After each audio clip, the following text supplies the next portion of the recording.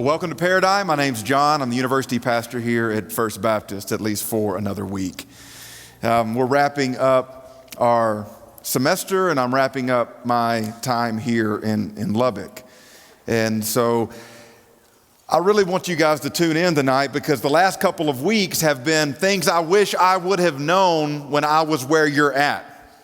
So way back in the 90s when I was in college, I try to go back in my mind and think about what kind of life I was living. And some things have changed, a lot of things have changed, but some things are the same. And so the last week was be holy. Stop messing around with sin. So if you missed last week, you can go catch the podcast, catch it on our YouTube channel. But it's just kind of this compromised living that a lot of Christians have, especially Christians on a college campus, where you're kind of better than most, and so you're satisfied with compromising your convictions on some level. And I really challenged all of us last week to push in, right? To get it out of second gear and to put it into overdrive. It's impossible to love God too much. Jesus said to love God with all that we are. You can fulfill every commandment in the Bible, and you can guarantee that you're going to fulfill your spiritual destiny if you love God full force with all that you are. It's impossible to read the Bible too much, right? It's impossible to serve God too much. Most of us are way on the other side where we're doing the bare minimum. And I challenged you last week to take advantage of the opportunities that are available to you while you're in college and really push your faith to the limit. He's capable of immeasurably more than all we ever ask or imagine, and we're just scratching the surface of our spiritual potential. And so last week was be holy, and this week is be still. How many of you guys have a hard time being still? Right, even right now, you're talking to me right now because I've been here like 20 minutes, 30 minutes, and I'm already ready to go to the next thing. The attention, the attention deficit of your generation in particular, millennials, man, you guys have been overstimulated most of your lives. Like my 2-year-old right now, like one of his first words was phone. Walks through, and he wants my phone all the time. And I'm ashamed to admit, I give it to him all the time. And he knows how to work things on the phone, right? He's playing, Flappy Bird, and he's playing Crossy Roads and stuff. He's 2 years old, man. And he's already connected to a screen. And so the attention span of millennial generation isn't that awesome. And I'm not blaming you because we've kind of created it. I handed my 2-year-old the phone. And so stillness is a challenge for many, but especially younger crowd, especially some of you, right? You ever get in a fast food line and you get mad because it's not fast enough? And then you're trapped, right? Because I'm just going to back out of this bad boy. Like you pull into the Starbucks line or you pull into the Cane's line and you have like 17 minutes to eat or whatever, and that's plenty of time to scarf a caniac. But you get, like, homeboy in front of you decides to order for his whole family, or he's like ordering for the office, and like 7 minutes in, it's like Cane's rage or something that just boils up. And you try to put it in reverse, and there's somebody behind you, so you're trapped, you can't go anywhere. Or when the internet just isn't fast enough, right? When it just slows down, like going back to the dial-up days. You guys even remember dial-up days? No? There we go. We have one. So we have issues with waiting. We have issues with stillness. And over many years of student ministry, I have observed your generation. And there's some awesome things about you guys. I'm telling you, that's why I love what I've gotten to do for years now. It's been such a privilege to walk with college students, to walk with many of you, and to see you step out of the boat and walk on water, where there's that part of your faith that you still believe God can do miracles. And so we get on airplanes and we cross oceans, right? And you do great things for God. And you have to guard against, the older you get, becoming cynical, becoming disillusioned, But you have that now where, man, there's that freshness to your faith, that energy to your faith. So that's a huge part. A lot of the great movements of God have been led by your generation, exactly for that reason. Here am I, God, send me. Here we are, let's go, let's do this. Let's climb this mountain for God. Let's go drill a well in the name of Christ. But on the flip side, there's also some challenges that come with your particular generation. So I observed the lifestyles of your generation, and after much observation, here is my report. Are you ready? It's like walking into a doctor's office. Okay? And you just got your physical, they run the blood test and all that good stuff. And here's the report. The report after much observation is this: the symptoms that I've observed are, number one, you're exhausted. You should be nodding your head. Am I right? Can I get a witness? You're exhausted. Preach. All right, and some of y'all are listening to the Dallas Cowboy games right now. And when you yell out, I'm going to assume you just got the Holy Ghost and not that Dallas didn't score, okay? You get bonus points tonight. No joke. Side note here. On my wedding was in August, went to Louisiana Tech. 2 of my groomsmen had earpieces in listening to the football game during the ceremony. So I get it. My wife didn't get it, but I got it. You guys get a gold star by your name for being here tonight, even those that are maybe listening right now.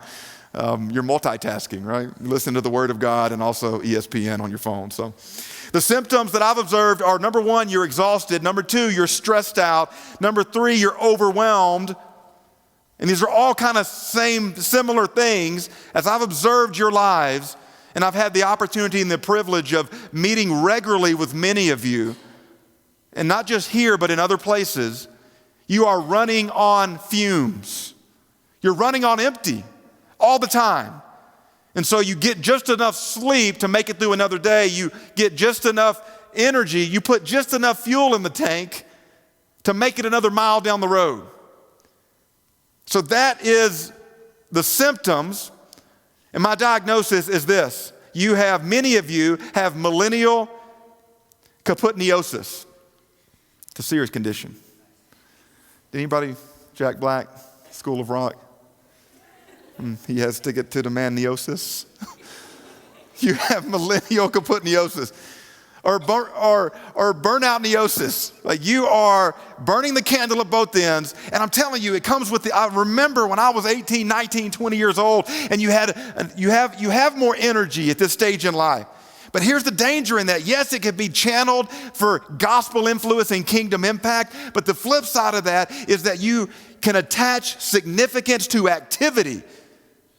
You can attach your identity to your activity. So when you are still, in your mind, your value diminishes when you're still. So when you're doing things all the time, and sometimes it's academic, so you're studying so hard, and you claim it's because you want to be an excellent student, but deep down, when you peel back the layers, it's because you want to feel important. Because busyness equals significance, right? When you work all those hours, and we brag about it, right? I'm telling you, you guys have, through prayer requests, have bragged about it to me. Man, I'm taking 17 hours. I'm taking 18 hours. I'm working 16 jobs. Man, I'm raising my siblings, right? I got to get on the tractor and harvest some cotton tonight. Like, wow. That's impressive.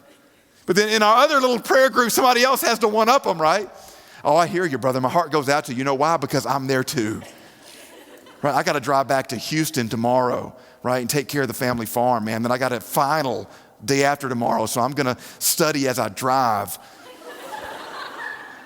And so we brag about our busyness, and we wear it as a badge of honor where I'm so busy that means I'm significant. I'm working all these hours. I'm studying. I'm doing all these things. And so our activity is directly connected to our identity. And so that's the symptoms, and honestly, the symptoms are amplified this time of year. Next Thursday is Dead Day, which means what? I know your heart rate just shot up a little bit. Oh, finals, right? This is a home stretch, baby. This is it. Finish strong.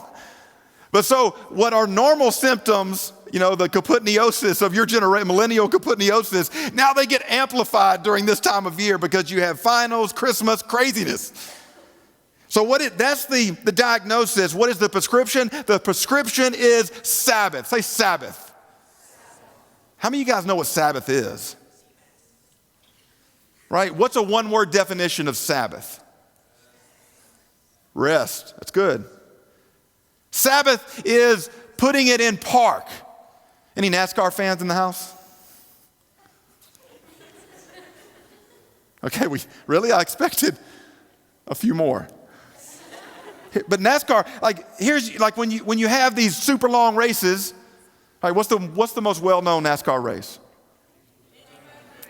Indy 500, all right? How many laps is that?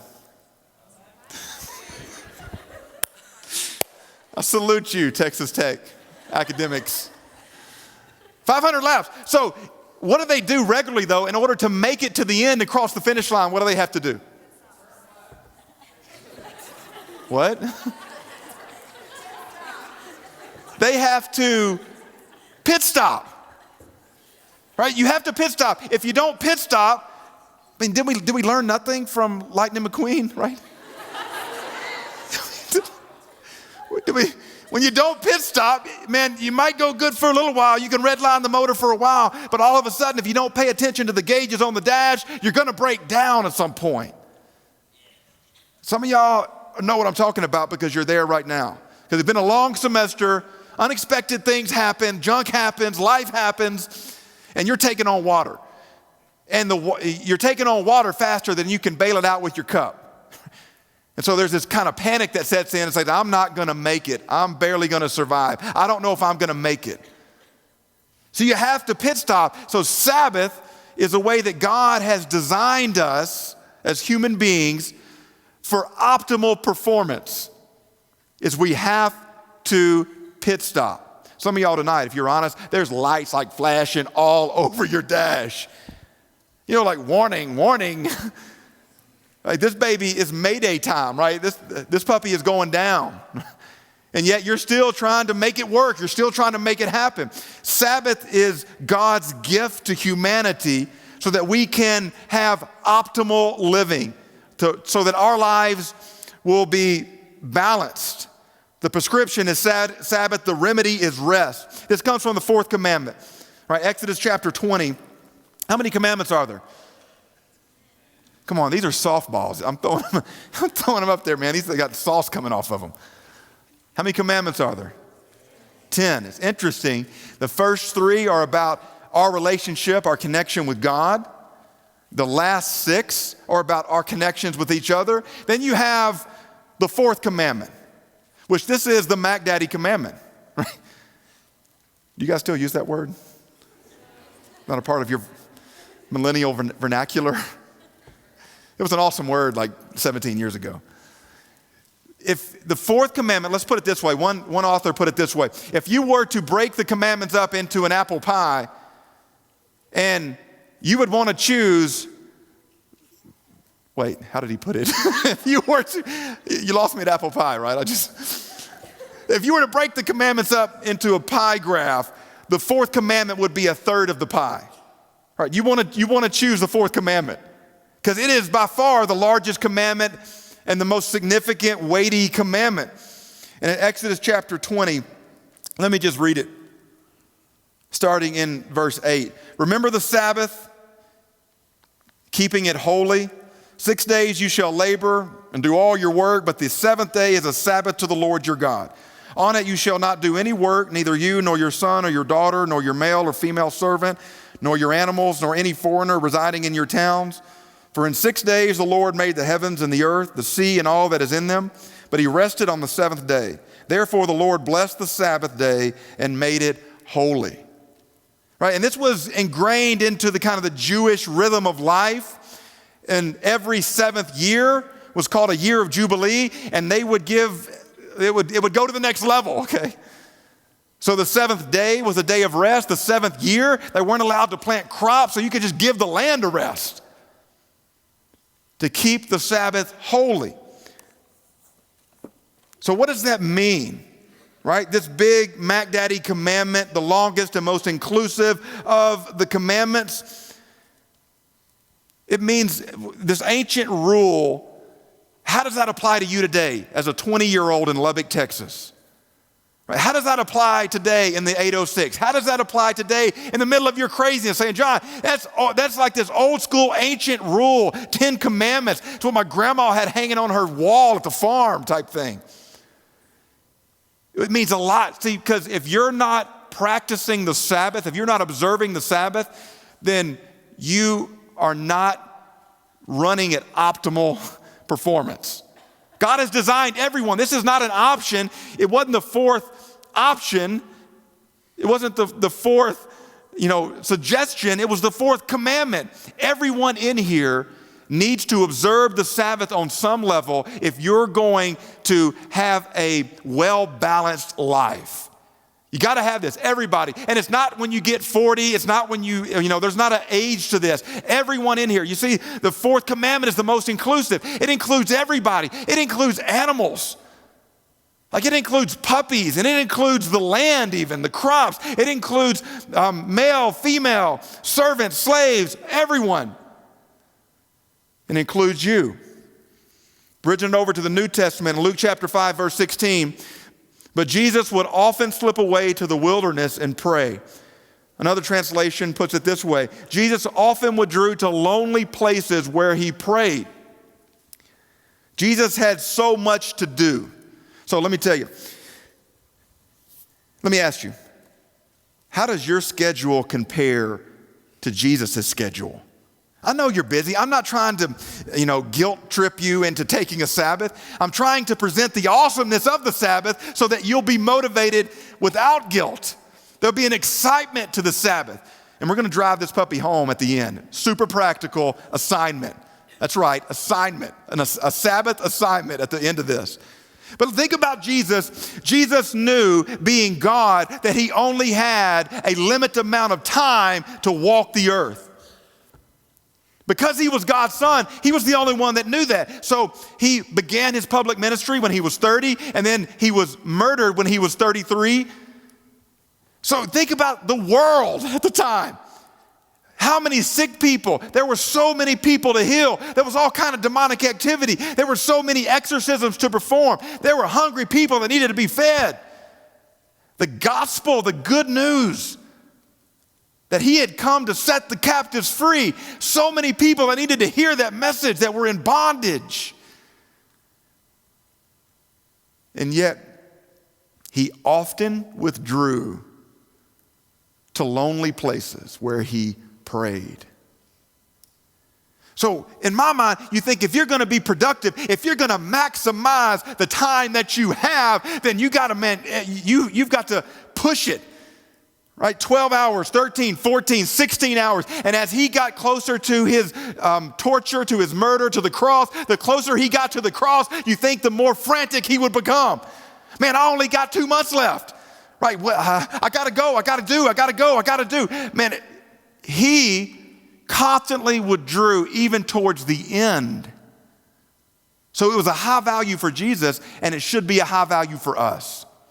How much more should it be a value for us to hit those pit stops where we're going to refuel, we're going to reset, we're going to recharge?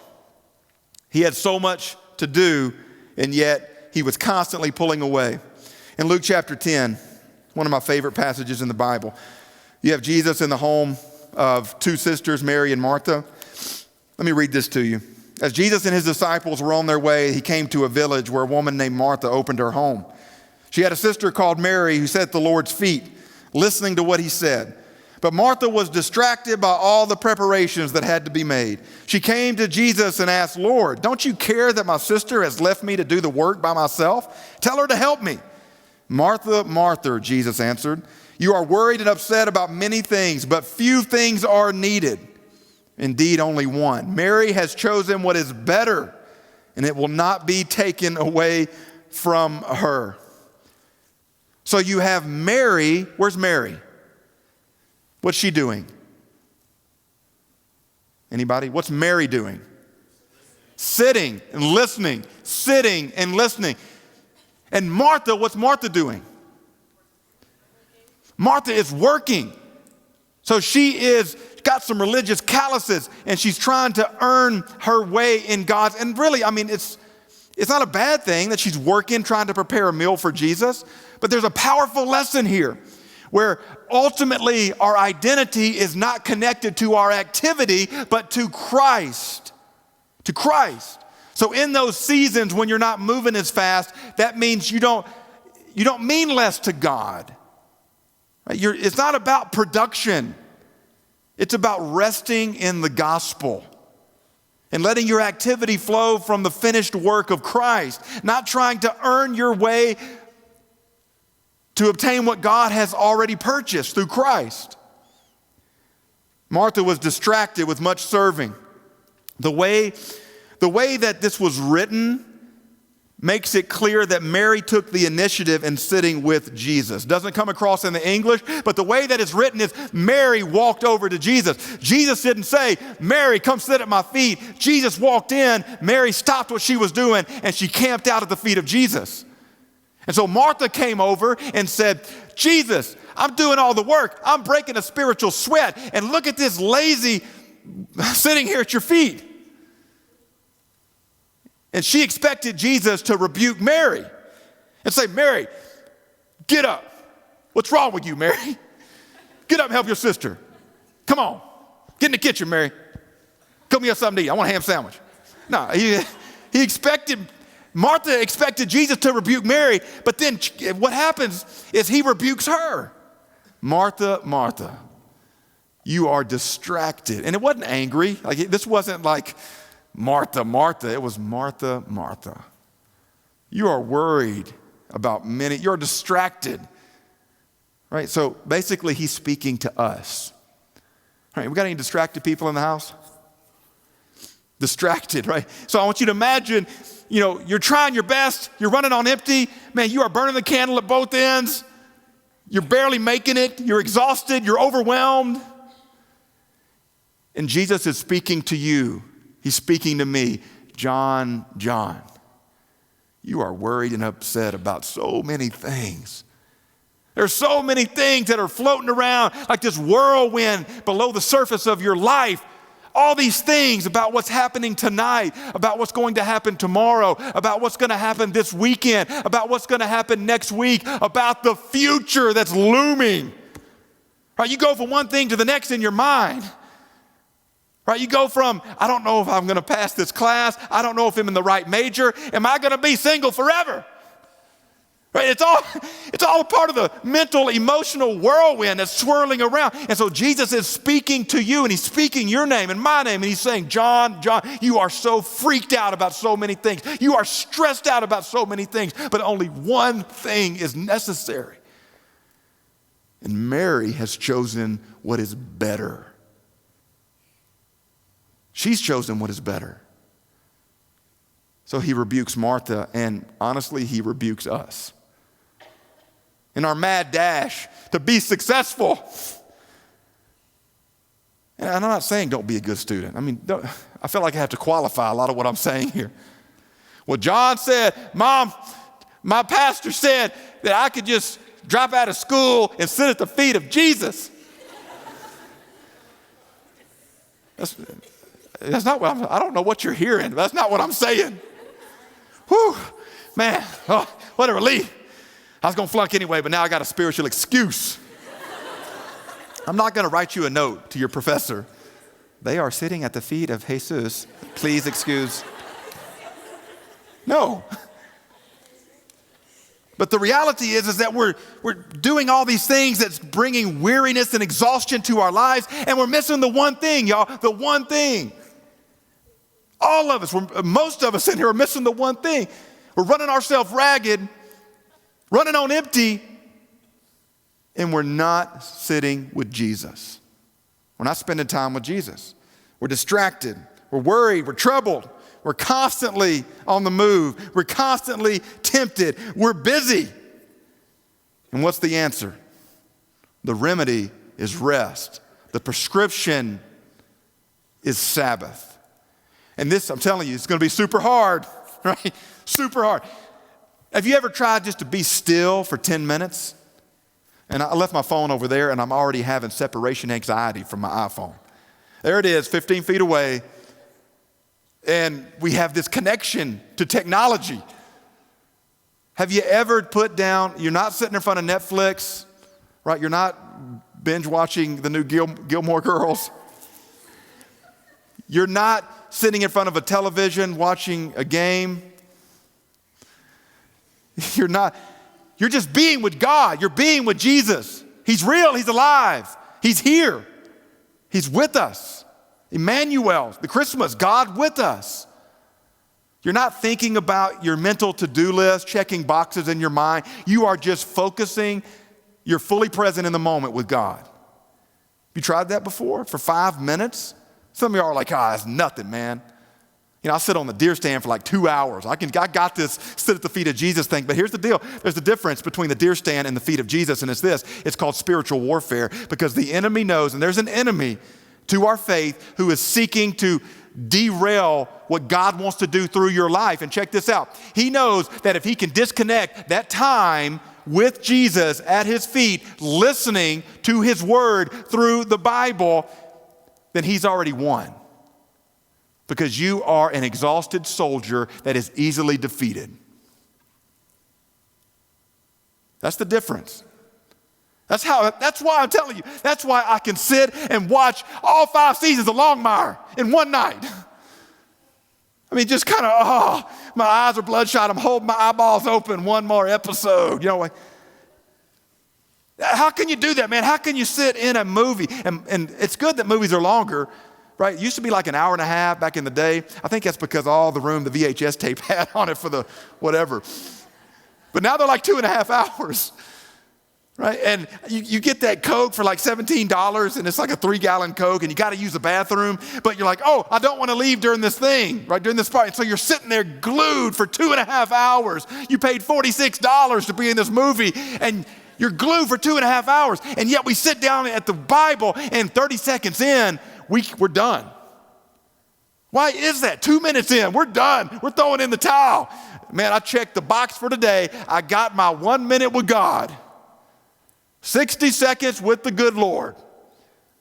Lord, I hope you saw that I punched the clock. Because there's something else going on there, y'all. There is something else happening. You can sit down and you can read like an entire Harry Potter book. Are any of y'all into that? No? Yeah, okay. You can sit down and read an entire novel, and yet you sit down in front of the Bible, and like 2 seconds in, you're like, what is this on my arm? Man, that mole looks misshapen. I need to go right now to the ER. And there's the word, like just sitting there. It's like, oh man. And then you remember everything. I haven't called my aunt in like 2 months. I need to call my aunt. Or that dude from high school. What was his name? I need to look that dude up on Facebook. I wonder what he's up to these days. Man, it's like, whoa. You sit down in front of the Bible and like these bombs start going off in your mind. To sit at the feet of Jesus requires great effort and intentionality. You got to drop anchor, man, because the storm is going to blow. The wind is going to try to get you away from that spot where you need to be. You have to drop anchor and grip the feet of Jesus, right? It's not like at the end of practice, all right, grab a knee, and the coach is sitting there and he does his little spiel or whatever. All right, boys, good practice, tomorrow hit the weight room. All right, we're done here. No, I'm talking about you camp out of the feet of Jesus and you grip the feet of Jesus. It requires great effort. Solitude, silence, stillness.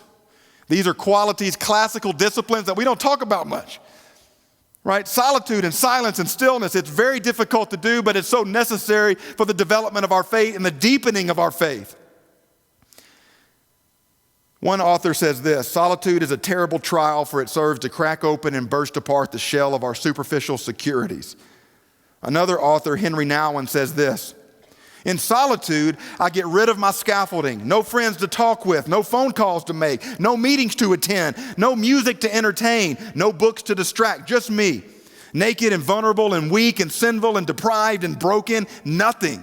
It is this nothingness that I have to face in my solitude, a nothingness so dreadful that everything within me wants to run to my friends and to my work and to my distractions so that I can forget my nothingness and make myself believe that I am worth something again. I'm telling you, we're peeling back layers here tonight. We're peeling. And if you're getting your identity, you're getting your fulfillment through other people, activities, relationships, we got a problem. When you remove all that scaffolding, when you remove all the activity, when you peel back the layers and it's just you, who you are, your dreams, your fears, your regrets, your baggage, and you're standing in God's presence. That's where I'm talking about we need to be. Not just drive by the cross, but camp out at the cross at the feet of Jesus and let that light shine into our lives and search deep into the basement of our lives. It's a hard thing. And some of y'all are dismissing me right now, right? You're just tapping your foot and like, brother, you're going long tonight. I mean, you're talking about hanging out, and we've been hanging out for a while, all right? So it's time to wrap this puppy up. It's a difficult thing. Pascal says this, I have often said that the sole cause of man's unhappiness is that he does not know how to sit quietly in his room. Our compulsive search for diversion makes us perpetually restless. Noise and hurry are spiritual tranquilizers that feed the emptiness in our hearts. So you listen to music all the time. Hey, that's a good thing, right? I mean, some of you are jamming out to some awesome music. That's great. But when I walk across campus, I'm telling you, like 80% have earbuds in. And that's not a bad thing, but I'm saying, are we okay with quiet? Like even in churches, even in worship services, we have to smooth out the transitions so that there's no downtime, there's no silence, because we're uncomfortable with silence. And so if there's 10 seconds where nobody's doing anything, we get a little fidgety. And it's been about 12 seconds and nobody said anything. I'm out. Why is that? Why do you always have to have some type of background noise to your life? When you're multitasking, when you're studying, when you're working out, there's always music, there's always noise. And I'm challenging you this. This is the pit stop that is so essential to the deepening of your faith. Essential. The fourth commandment. It's not the fourth suggestion. A modern day Sabbath is turning down the noise, turning off the noise. Silence and solitude and stillness. Where you're with God, you and Him. And you find that these things awaken our souls to the presence of God. Solitude and silence are an essential part of a mature faith. You want to spend your life running around on the surface, frantic activity, going from one thing to the next? And if you don't get this now, you're going to take it into your career. You're going to be working overtime. You're going to take it into your family. You're going to be working 50, 60 hours a week. So don't just dream that it's going to get better at some point down the road. So here's the deal. Here's the assignment. Okay, we have 168 hours in a week. 168. And let's assume that we sleep 56 of that. All right, I know for most of y'all, it's a lot less. Let's say, for realistically, some of y'all, you're sleeping like 4 hours of that. You're literally running on fumes, physically. So there's 168 hours in a week. Let's say we have 112 waking hours. 112 waking hours in each week. 1% of the waking hours of our week is about an hour. And so here's the challenge. The assignment for this week, but hopefully for every week, is to call a sabbatical. You know what sabbatical is? Any of y'all ever taken a sabbatical before? A sabbatical is a designated time of rest and reflection and study. Professors, you had a professor take a sabbatical before? Pastors, some pastors take sabbaticals where I'm backing out, right? I'm putting in park for a while. And so here's the challenge, and I got this from an author that I was reading preparing for this sermon tonight, is to call a sabbatical. So here's one deal. You call a 1 hour sabbatical once a week.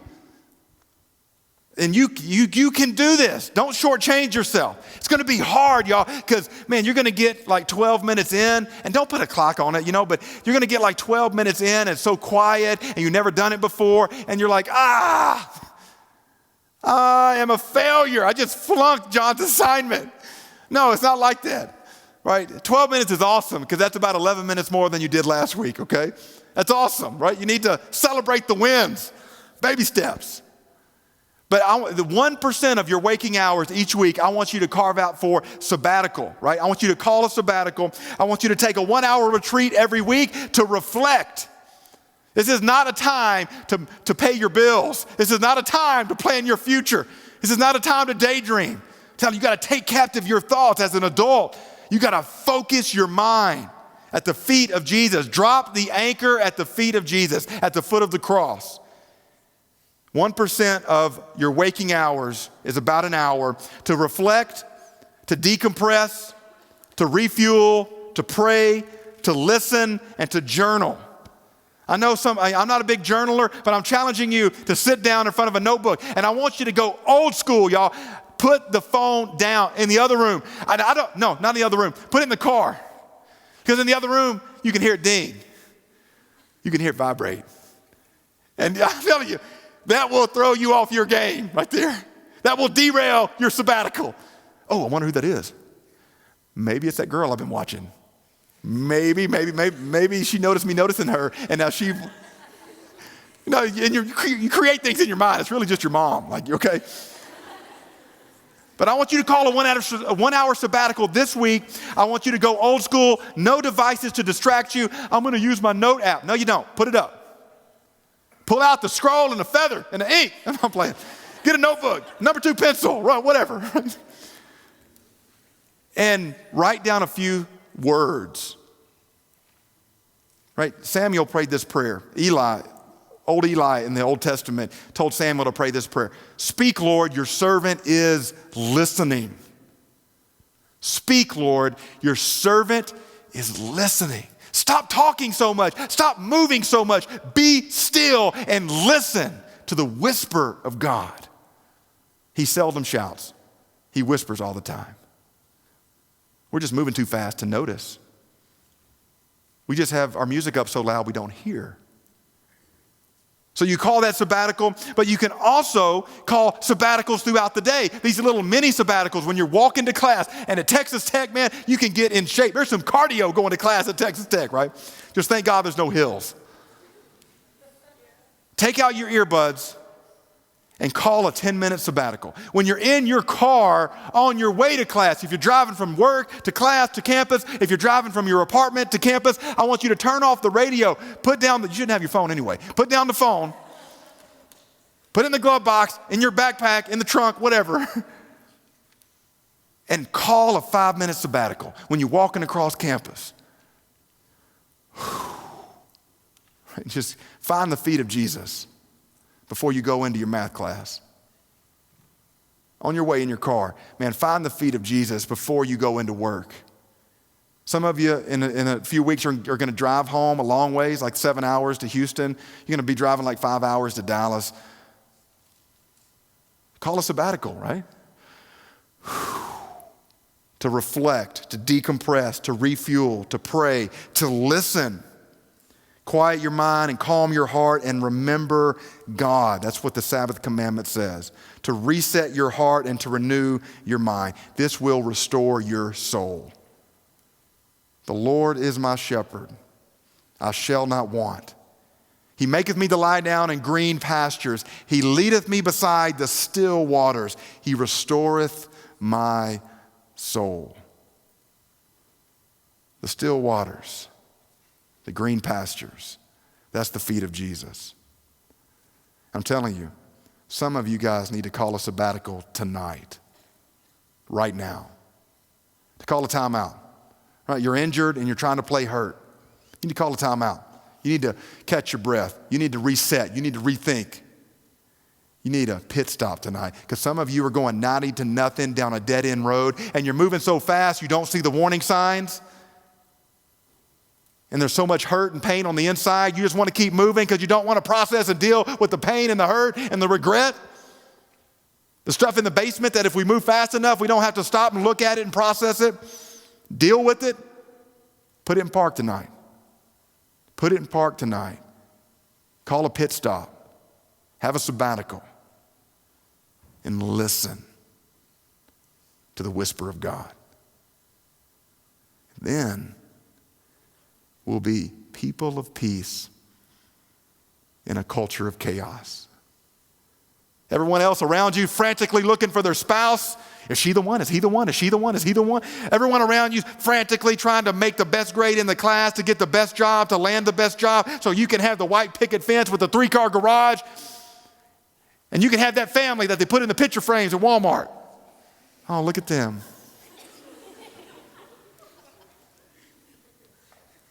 Everyone else is frantically trying to search for significance through grades and relationships and careers and appearance. They're frantically trying to find meaning and purpose in life. And we, as the people of God, through the commandment to have Sabbath, we should bring a calming presence to whatever room we walk in. Not because of our personality, but because of the presence of God. We're the people of peace in a culture of chaos. And that will set you apart. So that's the prescription. 24 minutes a day and 1 hour once a week. 24 minutes a day to reset your heart, to center your heart, to fix your mind. 24 minutes a day and 1 hour a week will bring wholeness to your life. This will bring peace to your life. Listen, 24 minutes a day at the feet of Jesus and 1 hour retreat a week will revolutionize your life. I dare you to try it. Let's pray. Jesus, thank you for your word and God, how you designed us, and your Bible tells us how we can live at optimal level with peace in our hearts. So I pray right now, as we call this 2-minute sabbatical, we're going to call a 2-minute timeout right now, Lord. And I pray your Spirit would drive this truth home, into our lives, into our hearts. And there's warning signs going off on the dashboards of some lives tonight. They're coasting in here on fumes. And I pray right now in this 2-minute sabbatical, your Spirit, God, would bring comfort and wholeness and healing below the surface. As we sit quietly at your feet, as we find your feet,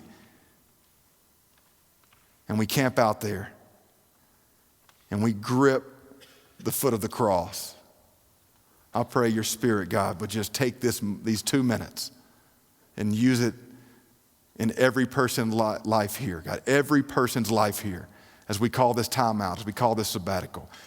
May this be the first of many, God, where we can refocus our lives and we can hear from you, not just from a preacher on a stage or from a radio, a song, but your voice, Jesus, as you speak our name. John, you are worried and distracted about so many things tonight. There's a whirlwind swirling around in your heart and your mind. So many regrets of yesterday, so many challenges and pressures of today, so many fears of tomorrow and the future. John, you are worried about so many things, but only one thing, John, is necessary. Only one thing is needed. I pray you'll hear the voice of Jesus as he invites you to sit at his feet, as you listen to what he has to say to you.